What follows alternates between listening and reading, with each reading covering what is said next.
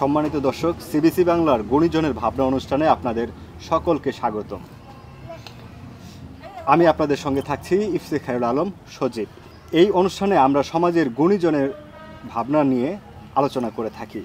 ঠিক তারই ধারাবাহিকতায় আমরা আজকে চলে এসেছি ময়মনসিংহের মুক্তাগাছা উপজেলার ঘোগা ইউনিয়নের একজন গুণী মানুষের কাছে। আমরা তার কাছ থেকে জানবো এবং আপনাদেরকে তুলে ধরার চেষ্টা করব তার সাফল্যের পিছনের গল্প এবং চ্যালেঞ্জ মোকাবেলার কৌশল, এমনকি পরবর্তী প্রজন্ম, আগামী প্রজন্মের প্রতি মূল্যবান পরামর্শ তার মুখ থেকেই শুনব। তার আগে আমি আপনাদেরকে একটু বলে রাখি, আমাদের আজকের যিনি অতিথি রয়েছেন তিনি সচেতন মহিলা উন্নয়ন সমিতির প্রতিষ্ঠাতা সভাপতি মিসেস আয়েশা আক্তার, যিনি ময়মনসিংহের মুক্তাগাছা উপজেলার ৭ নং ঘোগা ইউনিয়নের হরিণাতলার বাসিন্দা। তো আর কথা না বাড়িয়ে চলুন তার সঙ্গে কথা বলি এবং তার কাছ থেকে সমসাময়িক বিষয় এবং তার এই সফলতার পিছনের গল্প, বিভিন্ন বিষয় নিয়ে আমরা তার সঙ্গে কথা বলবো। তো থাকবেন আমাদের সঙ্গে। তো চলুন আর কথা না বাড়িয়ে তার সঙ্গে কথা বলি। কেমন আছেন? ভালো আছি আলহামদুলিল্লাহ। আপনি ভালো? জি আছি আলহামদুলিল্লাহ, ভালো আছি।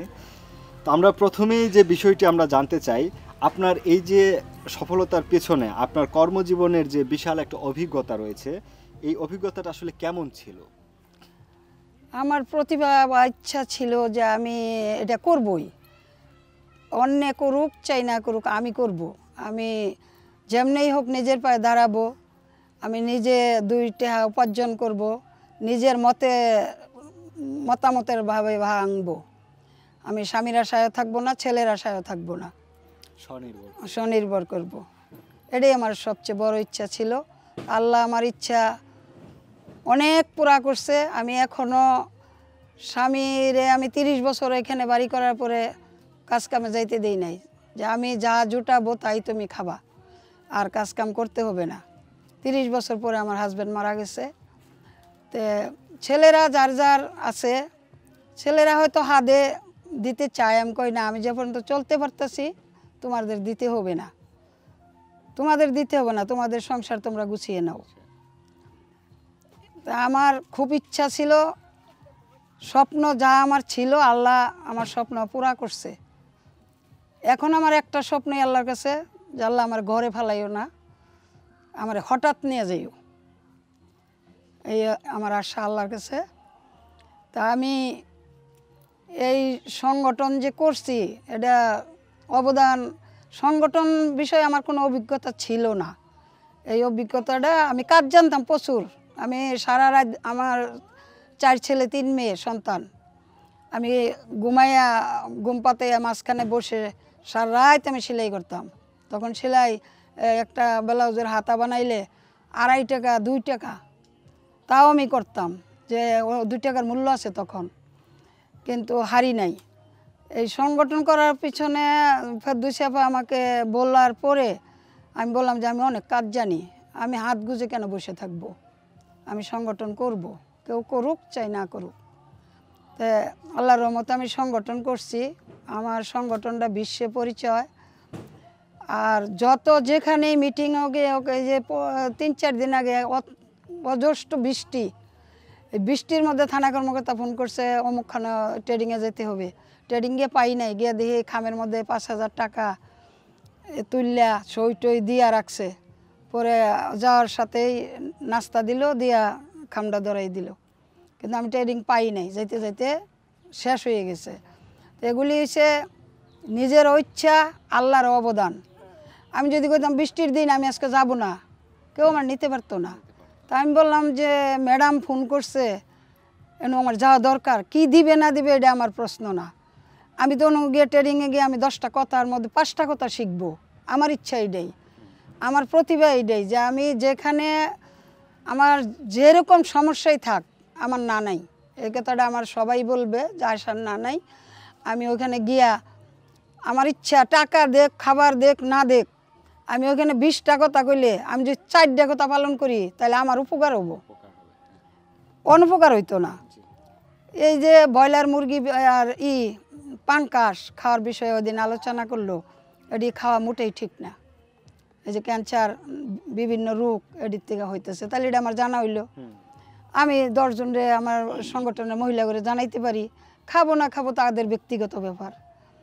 তাই আমার আর আচ্ছা, এই যে পেশাগত আমরা যে দেখতে পাচ্ছি এখানে মাটির তৈরি অনেক জিনিসপত্র রয়েছে, হাতের এই যে সেলাইয়ের কাজ রয়েছে, এই যে আসলে এই যে পেশাগত যে কাজগুলো আসলে এটার আগ্রহটা আপনার কিভাবে তৈরি হলো? আগ্রহ, আমি আসলে কোনো প্রশিক্ষণের মাধ্যমে কোনো কাজ শিখি নাই। প্রশিক্ষণের মাধ্যমে আমি শিখি জ্ঞান বা একটা কথা এইসব, কিন্তু কাজগুলো আমি নিজের ইচ্ছার থেকে শিখছি। এই জুতা বানানি যে ফেসবুক থেকে আচ্ছা আচ্ছা আচ্ছা। শিখছি। আমার মেয়ে খুব বানাইতেছে, খুব ছোট মেয়ে, আজকে জরুরি কাজ হলে গেছে, কেন হলে থাকতো, দেখতেন উপস্থাপনা হেও করতো। মানে আমরা যে প্রশিক্ষণ দিয়া করি নাই, কিন্তু আমগর কাজগুলো আমরা প্রশিক্ষণের মাধ্যমে এলাকার সবাইকে যে শৈলমুরানি একটা চোপা দেখাইতে পারলাম না, আমার রাখবার খেল নাই। এই চোপাগুনা এলাকার সব মহিলারা প্রায় শিখেই হেলছি।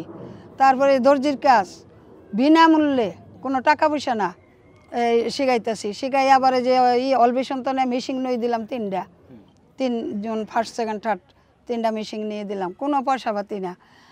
আবার এই যে যে কোনো ট্রেডিং এখানে শিখাই, এইভাবে এটা করতে হবে, এইভাবে এটা করতে হবে, বাড়িঘর পরিষ্কার পরিচ্ছন্নতা রাখতে হবে, এই হাত ধোয়া, মানে আমরা যে প্রশিক্ষণটা করে আসি ওই প্রশিক্ষণটা আবার মহিলা করে ডেকে এখানে করাই।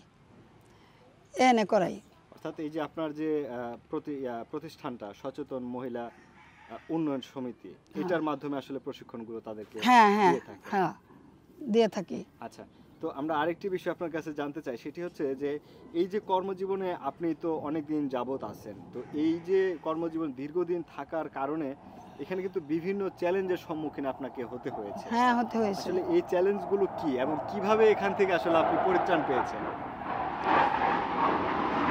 আমার একটা জিনিস যদি কেউ বলে যে এটা করো না, আমার বিভাগে যদি ধরে যে না এটা করলে আমি সাফল্য হইব, আমি সেটা নিজের ইচ্ছার থেকে সাফল্যভাবে করার চেষ্টা করি। ইনশাল্লাহ আমি কোথাও হার মাইনা আসি না। আমার ইচ্ছা যে আমি একজনে পারলে আমি পারবো না কেন? আমি কেন পারবো না? আমার পারতে হবেই। অর্থাৎ এই চ্যালেঞ্জ মোকাবেলার প্রধান হাতিয়ার হিসেবে মানে আত্মবিশ্বাস। আমার আত্মবিশ্বাস আছে যে আমি এখানে গেলে এটা করব বা কইরা সাকসেসফুল হই আমি আসব। এই আত্মবিশ্বাস কি আপনার একমাত্র পুঁজি হিসেবে আপনি? আমার আত্মবিশ্বাসী পুঁজি ছিল। তো ঠিক আছে, আমরা বুঝতে পারলাম যে আসলে চ্যালেঞ্জ মোকাবেলায় স্বনির্ভর এবং আত্মনির্ভর হওয়ার এটার একটা বড় একটা গুণ, এবং এটা অবশ্যই এটা সকলেরই থাকা উচিত, প্রত্যেকটা উদ্যোক্তারই এটা থাকা উচিত, না হলে তারা আসলে সফল উদ্যোক্তা হতে পারবে না। তো আপনার জীবনে তো অনেক জায়গা আমরা যেটা শুনেছি, আপনি আমেরিকাতে গিয়েছেন, আপনি বাংলাদেশে প্রায় অনেক জেলায় গিয়েছেন, এমনকি আমাদের এই পৃথিবীতে আমেরিকা সহ পার্শ্ববর্তী বেশ কিছু দেশেও আপনি ভ্রমণ করেছেন আপনার এই হাতের কাজের প্রেক্ষাপটে। তো আমাদেরকে যদি বলতেন আপনার সবচেয়ে গর্বিত অর্জন কোনটি? সবচেয়ে গর্বিত অর্জন, আমার মতো একটা গরিব ঘরের মেয়ে, গরিব ফ্যামিলির ওয়াইফ হইয়া আমি আমেরিকা ভ্রমণ করতে পারছি, এটা আমার অনেকই। আর এই যে পুরস্কার, মানুষে বলে পুরস্কার কি, পুরস্কার দিলেই কি হয়? পুরস্কার যদি একটা কলমও হয় ডিসিএসপির হাতে থেকে আনা, এটা আমার অনেক গর্ব, কারণ পুরস্কার তো পুরস্কারই। আমি আপনার যেটা দেখতে পেলাম যে এই যে জয়িতা পুরস্কার রয়েছে, এছাড়াও আরো নানান পুরস্কার, স্বর্ণপদক আপনি পেয়েছেন। তো আপনি যদি আমাদেরকে বলতেন যে আসলে মোটামুটি কি ধরনের পুরস্কার আপনি এই পর্যন্ত অর্জন করেছেন? এই যে মেলার পুরস্কার, অনেক পুরস্কার, মেলার মধ্যে অংশগ্রহণ করি, স্টলের পুরস্কার দেয়, এগুলি পাইছি অনেক। তারপরে যে স্বর্ণপদক, মনে করেন যে আনসার বিডিবির কাজে গেছিলাম, ওই যে সখীপুর, ওইখানে যাওয়ার পরে দেখা গেছে যে এই মাটির ছিনারি কেউ নেয় নাই। দিতে দিতে দিতে দিতে মানে আপনি দিতেছেন একজনের হাতে, দিতেছে আরেকজনের হাতে, দিতেছে আরেকজনের হাতে, এরকম ভিড় হয়েছিল। তারপরের বার গেছিলাম ওই মহিলারে নিয়ে, কিন্তু ওরকম ভিড় হয় নাই। প্রথমবার যেবার গেলাম ভিড় আর ভিড়, মানে 4 জনের হাতে একটা জিনিস পাস করুন লাগতেছে। তখন এক অফিসারের বাচ্চায় একটা দিছি, বগের সিনারি দিছি, হরিণের শিংটা ভাঙ্গিয়া নিয়ে আসছে। উনি যদি বলতো আমারে যে এই এটা বাচ্চা ভাঙ্গিয়া হচ্ছে, আমার একটু পাল্টাই দেন, আমি বানাইতে পারি, আমি দিয়ে আনলাম, না তো। উনি বলছে আপনি ভাঙ্গা দিছেন। পরে বলছি শুনেন, আমি স্টলে আসছি সরকারিভাবে, আমি গাং দিয়ে বাইসে আসি নাই। আর আপনি এই মালটা আপনার ছেলে বলতেছে আমি ভাঙছি, আপনি বলেন যে আমি ভাঙ্গা দিছি, ইমান ঠিক করেন, ইমানটা ঠিক করে নিয়ে যান। পরে ওই লোকে চ্যালেঞ্জ করছে আমারে গেট পারবার দিত না, গেটে আটকাবো। আমি এত বড় কথা বললাম। পরে আমি বলছি যে শুনেন, এগুলি আমরা হাতে বানাই, আপনি যদি বলতেন যে শখ করে নিছি ভেঙে ফেলছে, আমার এটা বদলাই দেন, বদলাই দিতাম। আপনি বলছেন আমি ভাঙ্গা দিছি, আপনার ধমকে আমি ভয় পাবো না, আমি ভাঙ্গা দেইনি, ধমকে ভয় পাবো না। পরে ওই অফিসারে পরে যখন গাড়ি উঠছি, গাড়িটা ব্যাক করে আইতেছি, তখন দেখে যে ওর চেয়ে বড় অফিসার আমার গাড়িত, দেখে ছাড় করিয়া তাড়াতাড়ি করিয়া করিয়া গেট খুলে দেয়। হ্যাঁ, গেট খুলে দেয়, পার হইতে দিবে না। তো এরকম কিছু কিছু কাজ আমার মানে মনের সাথে অনেক অ্যাড করছি, অনেক পাইছি। থানায় গেলেও ইনশাল্লাহ আপনাদের দোয়ায় ওই ওসি সম্মান করে তো একটা কাজের জন্য গেছিলাম, ওসি সাহেব আমার কাছে 50,000 টাকা চাইছে। পরে আমি মন্ত্রীরা কথা বলি নাই, গেছি এসপির কোর্টে গিয়ে দিয়ে এসপি সাহেব মিটিং করতেছে, আমি বসে রয়েছি পিছনে। পরে দেখছে, দেখে দাঁড়া মিটিং শেষে কয় আপনি কিছু বলবেন? আমার জি স্যার, আমি বলবো। যে কি বলবেন? যে আমার একটা সমস্যার জন্য আমি স্যারের কাছে গেছি, ওসি স্যারের কাছে, সে 50,000 টাকা চাইছে। কয় কি বলেন? ওখানে ফোন দিছে, ফোন দিল, না না না আমি চাই নাই। পরে মোবাইলটা হাত নিয়ে বলছি যে আপনি চান নাই, এই এক্ষণ আপনার অফিস থেকে আমি বেরিয়ে এলাম। তো এগুলি একটা আমার একটা সাহস, একটা চ্যালেঞ্জ, যে মহিলা ওসি দেখে একদম ভীতু বা একদম সাহস করে একটা কথা বলতে পারতাম না, কিচ্ছু করতে পারতাম না, এটা ভুল। মহিলারাও ছেলেদের পাশাপাশি অনেক কিছু করতে পারে, ইচ্ছা থাকলে, প্রতিভা থাকলে। তো আরেকটি বিষয় যে আপনি জানেন যে বর্তমানে বাংলাদেশের রাজনৈতিক সামাজিক পরিস্থিতি একটু ভিন্নতর, আপনি আসলে এই বিষয়টাকে কিভাবে দেখছেন? এই বিষয়টা আসলে আমার কাছে লাগে যে সবাই সমানতাভাবে চলুক, সমানভাবে দেশ গড়ুক, এটি আমার কাছে ভালো লাগে। কিন্তু ওই যে মারামারি কুবাকুবি, এর বাড়ি ভাঙ্গা ওর বাড়ি ভাঙ্গা, এগুলি ভাল লাগে না। সবাই মানুষ, দল দুইটা থাকতেই পারে, পুতুল খেললে 2টা দল লাগে, হাডুডু খেললে 2টা দল লাগে, বল খেললে 2টা দল লাগে। এই আমি বিএমপি করে দেখি যে কম জানা দেশে ফলনার আগুন জ্বালাই দেখ মাইরে হালাম, এটা বলা ভুল। নেতৃত্ব দিবার গেলে সব কিছুই সমাধান করতে হবে, সবার সাথে হাত মিলাই চলতে হবে। আর সর্বোপরি আমরা সবাই এই দেশেরই এক ছাতার নিচের মানুষ। জি, তো আপনার কাছে আরেকটি মূল্যবান পরামর্শ চাইবো, সেটি হচ্ছে নতুন প্রজন্মের প্রতি আপনার কি পরামর্শ থাকবে? নতুন প্রজন্মের প্রতি মনে করেন যে নির্বাচনে পরে যে সরকার হবে, গঠন করবে, সে ভালোভাবে দেশ চালাক, সুন্দরভাবে দেশ চলুক, এটাই আমরা চাই।